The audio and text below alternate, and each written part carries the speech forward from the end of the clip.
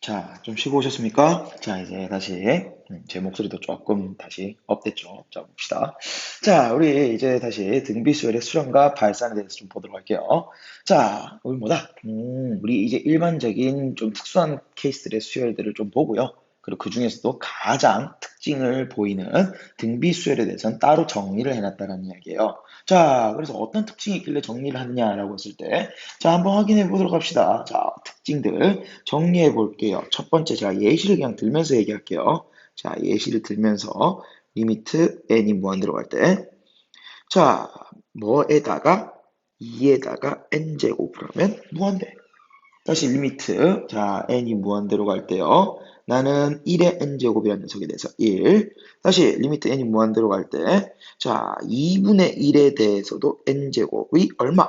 0. 다시, 자, 리미트 n이 무한대로 갈 때, 마이너스 2분의 1. 아까 이거 얘기했죠. 얼마라고? 0이라고. 자, 그리고 리미트 n이 무한대로 갈 때, 마이너스 1의 n제곱. 얘가 뭐가 된다 그랬어요? 진동이 된다라고 말씀드렸고요. 자, 조금만 더 리미트 n이 무한대로 갈 때 마이너스 2의 n제곱도 나는 뭐가 됩니까? 진동이 된다라고 말씀드렸어요. 자, 그럼 이 녀석을 조금 종합을 해보겠습니다. 자, 종합을 하면은 이렇게 정리할 수 있을 거예요. 자, 리미트 n 이꼴 무한대라는 녀석에 대해서 r의 n제곱을 우리는 계산을 해볼까 합니다. 근데 이 녀석은 항상 값이 일정하지가 않습니다. 뭐에 따라서? r에 따라서, 즉 공비에 따라서 여러 가지 이야기로 나눠진다라는 거예요. 첫 번째, 무한대가 될 수 있습니다. 1이 될 수도 있고요. 0이 될 수도 있고, 뭐 할 수도 있다는 얘기야? 진동할 수도 있다는 이야기예요. 자, 그래서 언제 커져요? 라고 물어보면 R이라고 하는 것은 생각해봐요. 자, 나는 지금 이 예시를 보면 알겠지만 2를 계속 곱하면 숫자가 점점 커진다는 이야기야. 그러면서 나는 1보다 큰 수를 곱하면은 점점 숫자가 커진다라는 걸 알 수 있죠. 자, 그러면서 R이 1보다 크면은 나는 커진다라는 이야기를 할 수 있습니다. 자, 그다음 두 번째. 자, R이 1인 경우에는 1로 수렴하지요. 그지? R이 1인 경우에는 1로 수렴하죠. 그다음 세 번째. 자, R이 조금 전에 2분의 1도 되지만 마이너스 2분의 1도 됐어. 즉, 이 녀석은 1보다 작은 것도 가능하지만 마이너스 1보다 큰 값 또한 오히려 계속 곱하게 되면은 뭐보다 0보다 작은 값으로 우리는 뭐다 나온다라는 얘기야. 아니, 0보다 작은 값이 아니라 점점 크기가 작아지면서 나는 얼마로 0으로 가까이 간다는 이야기야. 자, 다시 우리는 R이라는 녀석이 얼마요? 마이너스 1을 기준으로 작을 때 또는 마이너스 1까지 포함해서도 우리 마찬가지 어떻게 된다? 이 수는 계속 왔다 갔다 합니다. 로서 우린 진동합니다. 라고 되어 있는 이 이야기가 지금 이 녀석이에요. 요 네 가지. 그죠? 일단 기본적으로 등비수열의 수렴과 발산을 어떻게 정해요? 라고 물어본다면 나는 이렇게 얘기해 줘야 된다는 거야. 뭐야? 첫 번째, 모릅니다. 왜? 공비에 따라서 변하기 때문에요. 그럼 그 공비를 몇 가지로요? 나는 총 네 가지로 나눠서 우리는 값을 알고 있습니다. 라는 거예요. 물론 문제보다 보면 이제 세 가지로 나눠진 경우도 있을 거고 다섯 가지로 나눠줘야 되는 경우도 있을 거예요. 일단 문제 보면서 조금 더 설명을 드릴게요. 자, 근데 이 중에서 그 전에 살짝 정리를 하자면은 요 두 개의 이야기가 바로 뭐야? 수렴하기 위한 조건이에요. 사실 크다. 커지는 무한대나 진동 이야기는 사실 크게 내가 관심이 없어요. 그보다 더 관심 있는 건 당연히 숫자로 가까이 가는 것이죠. 그래서 이 녀석에 대해서 내가 뭐라고 얘기하냐면은 수렴 조건이다라고 하면서 얘가 수렴 조건이라고 하면서 내가 어떻게 이런 식으로 정리를 합니다. 수렴 조건은 마이너스 1보다 크고 1보다 작거나 같다라고요. 자, 그 부분이 바로 그 다음 페이지에 나올 겁니다. 그지? 뭐라고 나와요? 등비수열의 수렴 조건으로서 마이너스 1과 1 사이일 때요 라는 겁니다. 근데 거기서 이제 하나 더 가자면은 조금 조심해줘야 될 포인트 어떤 거 있습니까? 혹시나 첫 장이 주어지는 경우에는 첫 장이 뭐가 되는 케이스? 0이 되는 케이스를 조심하라는 이야기예요. 이게 함정으로 나올 수 있다라고 하는 거죠. 자, 근데 그거보다 더 중요한 건 결국 이 녀석 공비가 얼마랑 얼마 사이에 있어야 수렴하느냐라고 하는 겁니다. 이게 가장 중요한 멘트예요. 자, 그 다음 좀 더 넘어갈게요. 넘어서 문제 보면서 얘기합시다. 자, 일단 첫 번째, 자, 필수의 11번. 그 다음 극한값을 조사하고 극한값이 존재하면 그 극한값을 구하시오라고 되어 있습니다. 자, 근데 이 녀석에 대해서 어떻게 계산할 거야? 라고 했을 때, 일단 정리부터 먼저 하겠습니다. 1번 정리를 해보면, 리미트 n이 무한대로 갈 때, 자, 9의 n제곱에다가 마이너스 8의 n. 자, 여기는 8 곱하기 8의 n. 뭡니까? 아, 더하기 1을 내가 조금 곱하기 8로 바꿨어요. 다시 그러면 또 마찬가지 여기 나오는 마이너스 2를 내가 9분의 1로 바꾸고 3의 2n을 9의 n으로 바꿀게요. 자, 그리고 나서 봅시다. 자, 그럼 이 녀석을 어떻게 구해라고 했을 때 여기서 내가 예전에 했던 이야기 중에 우리 수투에서 이런 이야기 했었어요. 잘 안 보이면 정석적으로 어떻게 푼다고요? 아, 최고창으로 나눠준다고? 여기도 마찬가지입니다. 최고창, 여기선 제일 크게 커지는, 제일 빨리 커지는 녀석 9의 n제곱으로 나는 나눠준다가 정확한 풀이일 거예요. 그러면 식은 이렇게 됩니다. 아, 여기는 1 마이너스 9의 n승의 8의 n승, 9분의 8의 n승이라는 이야기겠지. 그 다음 8 곱하기 9분의 8의 n승의 플러스에다가 9분의 1 이렇게 나올 거야.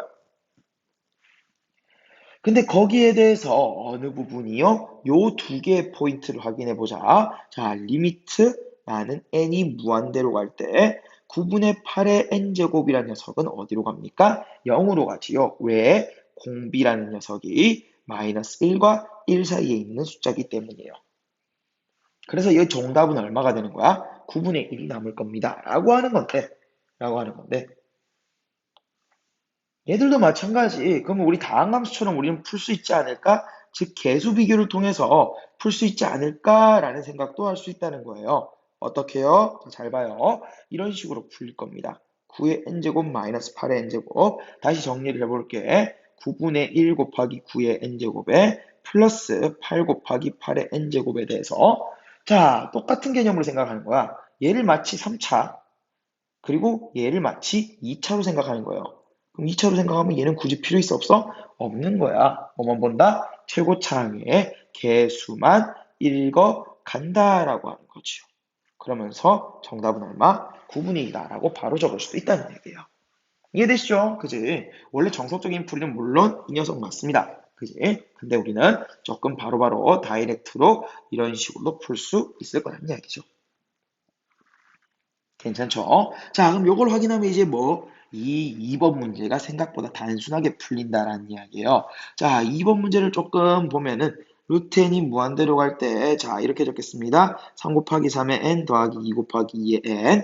그 다음 루트에다가 9의 n에다가 2의 n이요. 여기서 중요한 포인트는 9의 n에다가 루트를 씌웠기 때문에 뭐랑 똑같은 이야기야? 3의 n과 같은 이야기라는 거죠. 그러면 내가 뭐 읽으면 된다? 최고차항의 개수를 읽어서 루트 1분의 3으로서 정답 얼마요? 3으로 생각할 수 있다는 이야기예요. 마찬가지죠. 자, 어느 부분 여기도 지금 여기 두 개를 보면은 얘가 차수가 더 크다라고 보시면 된다고. 그래서 얼마로 간다? 무한대로 간다라고 바로 계산할 수 있다는 얘기입니다. 괜찮죠? 그래서 우리는 자, 다 바로 다이렉트로 가는 여기까지 조금 정리를 해요. 자, 그 다음 문제 필수예제 12번입니다. 자, 12번은 또 좀 한번 정리를 해볼게요. 정리를 먼저 하면은 이렇게 정리가 될 겁니다. 리미트 n이 무한대로 갈 때. 자, 여기는 이렇게 정리할까요? 자, a에다가 조금만 예쁜 건 지워버립시다. 자, an에다가 곱하기 4의 n제곱 그 다음 마이너스 9 곱하기 3의 n제곱 다시 4 곱하기 4의 n제곱에 플러스 an 곱하기 2의 n제곱이라고 나올 거고요. 여기서 조금 더 보면은 자 일단 제일 큰 거는 보여. 4의 n제곱 4의 n제곱 혹시나 an이 더 클 수 있지 않느냐라고 생각할 수 있지만 문제에서 마찬가지 어떤 이야기? 수렴하는 수열이다. 즉 이 녀석은 커지는 게 아니라 하나의 값에 가까이 간다라는 이야기예요. 그래서 리미트 n이 무한대로 갈 때 그 an을 내가 알파라고 잡을 거야. 아무튼 안 커진다는 이야기예요.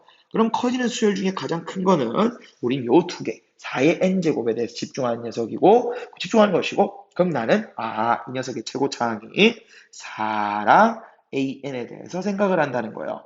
그럼 정답은 얼마가 나올까요? 자, 리미트까지 바로 계산할게요. 그럼 요 an이라는 녀석이 알파로 수렴하겠지요. 그러면서 얘가 얼마가 되는 거야? 2가 되는 거야. 그럼 알파는 얼마로서? 2로서 우리는 그게 바로 정답이다라고 얘기할 수 있다는 거지.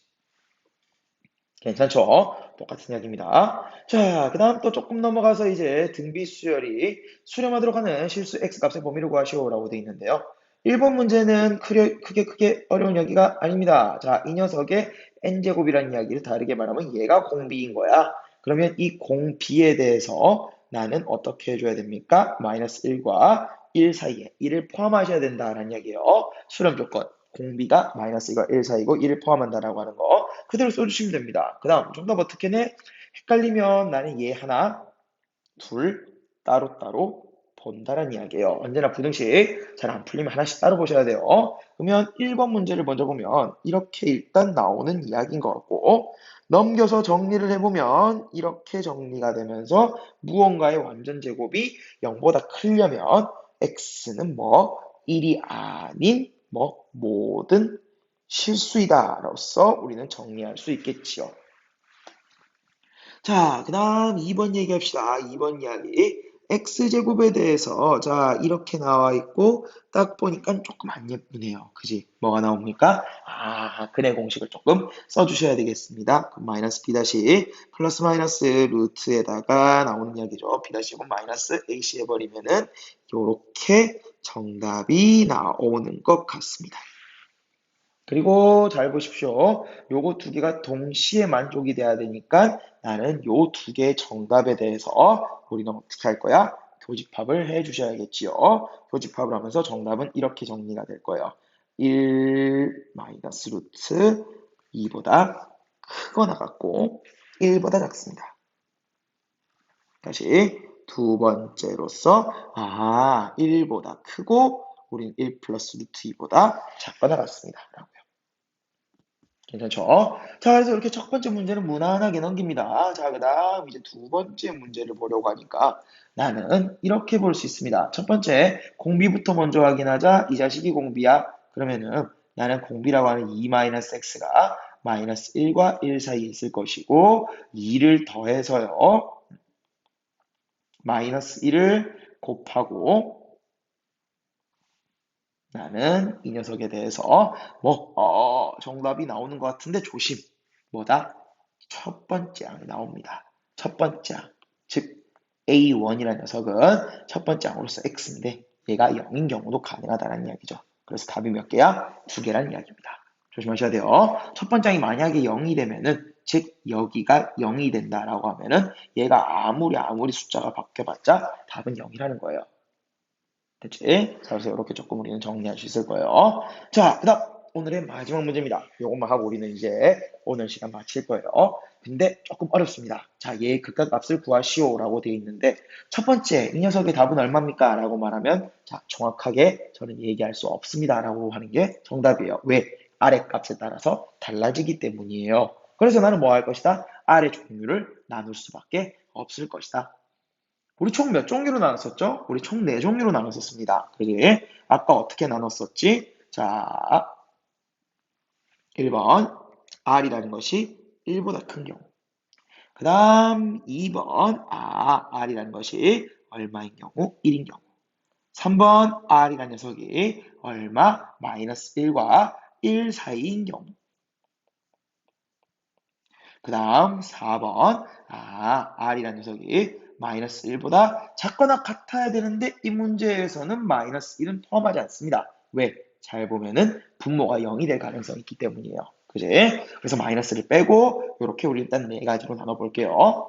자, 그럼 거기에 대해서 이 녀석의 극값을 구하라 라고 돼 있는데 자, 한번 보도록 할게요. 예시를 드는 게 조금 쉬울 거예요. R에다가 1보다 큰 2를 집어넣어서 우리는 극한을 한번 구해보도록 하겠습니다. 그러면 느낌 오지요?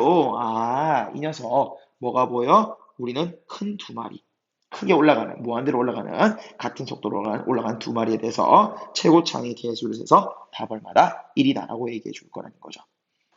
그 다음 1 넣으면 크게 할 얘기 없습니다. 그냥 원래 2분의 1이 될 것이고요. R 자리에 1을 넣으면 그냥 정답은 2분의 1이야. 그 다음 마이너스 1과 1 사이에 대해서는 어떻게 생각할 거냐라고 물어보면 리미트 n이 무한대로 갈 때, 자, 여기 1 플러스 r의 n에다가 r의 n, 요 범위 내에서 r의 n이라는 녀석은요, 어디로 갑니까? 0으로 가까이 가요. 그래서 요 두 개의 부분이 각각 다 어디로? 0으로 가까이 가니까 정답이 얼마가 되는 거예요? 0이 될 거예요.